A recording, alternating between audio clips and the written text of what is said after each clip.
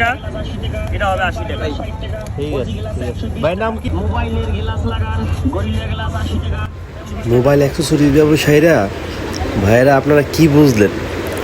অবশ্যই এখান থেকে কিন্তু অনেক কিছু শিখার আছে। হ্যাঁ, দেখেন একটু লক্ষ্য করেন, সেই লোকটি 1 টাকাও তার র্যান্ট কস্ট দিতে হইতেছে না, কোনো ভাড়া দিতে হইতেছে না। সে বাইরে বিক্রি করতেছে। যেমন ডিম ব্যবসায়ীরা একটা ঝুড়ির মধ্যে পাতির মধ্যে লইয়া ডিম বিক্রি করে, ঠিক সেম টাইপের বিজনেস।